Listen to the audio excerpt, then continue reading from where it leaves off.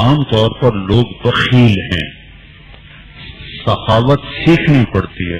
طبعا کوئی سخی ہوتا ہے اپنی فطرت سے، کوئی سخی ہوتا ہے، ورنہ عام انسان بخیل ہے.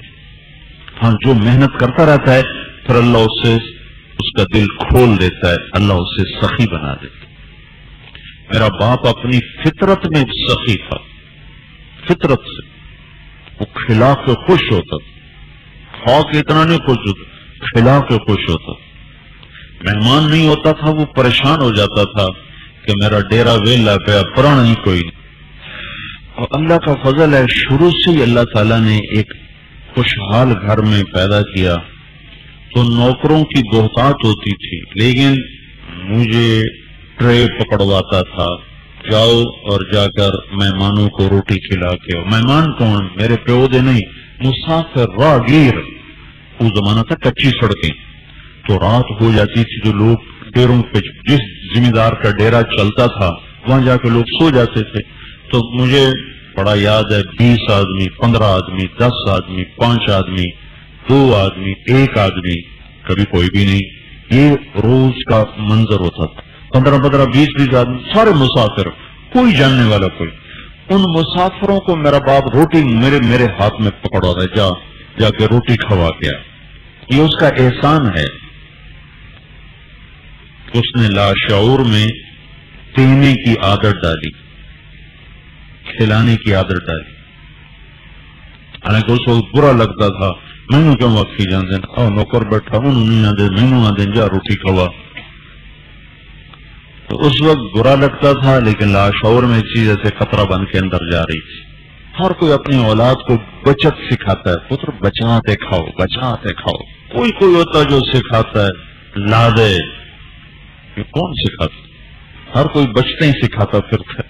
لہذا پھر مزاج بن جاتا، دنیا دا لگ جائے تو میرا بچ جائے. میں کئی سال حج پہ سال کی جماعتوں کی کارگزاری سننے میں ہوتا تھا، جو پیدل جماعتیں سال کی جاتی تھیں. تو اکثر جو لڑائی تھی جماعتوں کی وہ پیسے پر ہوتی تھی کہ زیادہ نہیں خرچ کرنا تھا. بیچ میں کوئی ہوتا ایک آدھ کھلے دل والا، بھائی مہمان آ رہے ہیں اکرام کرو، تو اس پہ لڑتے تھے.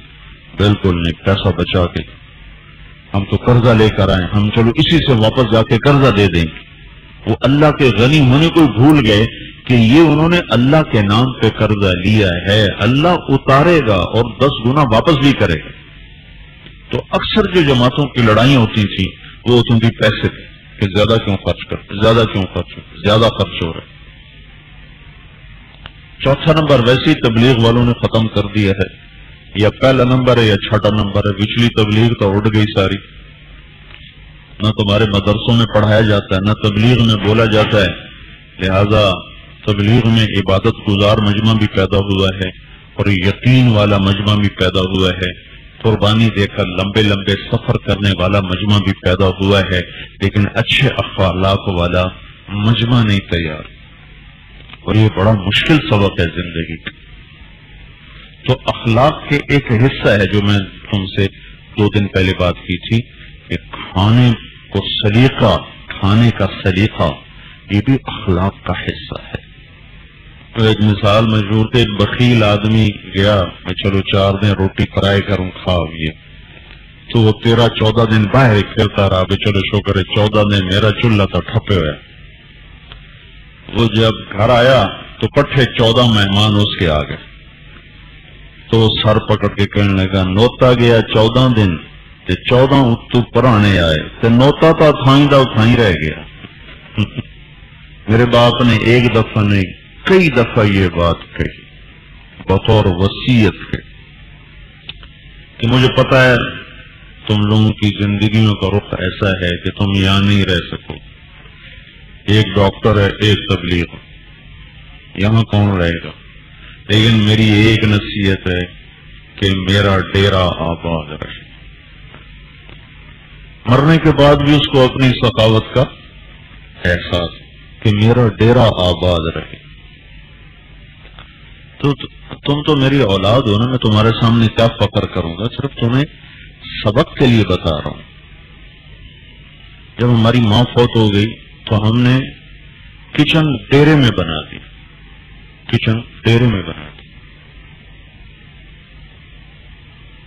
اور ہم ہوں یا نہ ہوں ہمارا کچن ہر وقت چلتا ہے. یہ میرے نوکر بدتمیزی کریں تو اس کا مکلف میں تو نہیں ہوں، لیکن میں نے ان سے کہا ہوا ہے کہ میرے ڈیرے پر مراسی بھی آ جائے تو اس کو اتنا ہی اکرام کرو جتنا ایک زمیندار کا کرتے. اب وہ کریں نہ کریں، میرے ہوتے ہوئے تو ایسی بدتمیزی کوئی نہیں کرتا، لیکن میرے باپ کی میں قسم نہیں دے سکتا. ممکن ہے یہ کرتے ہوں بدتمیزی، لیکن میں ان کو کہتا ہوں دیکھو جو یہاں آتا ہے نا غریب آدمی، وہ میرا اصل سرمایہ ہے، جسے کوئی سلام نہیں کرتا، جسے کوئی بٹھاتا نہیں. اسے زمیندار آئے، کوئی افسر آئے، کوئی تاجر آئے تو اس کو تو تم بھی آگے پیچھے پھرو گے، میں بھی آگے پیچھے پھروں گا. لیکن ایک فقیر آ جاتا ہے، ایک نٹ آ جاتا ہے، ایک مراسی آ جاتا ہے، ایک سائل آ جاتا ہے، تو اس کو تم چلو چلو چلو چلو چلو، تو تم نے اللہ کی مدد کو خود دور کر دی.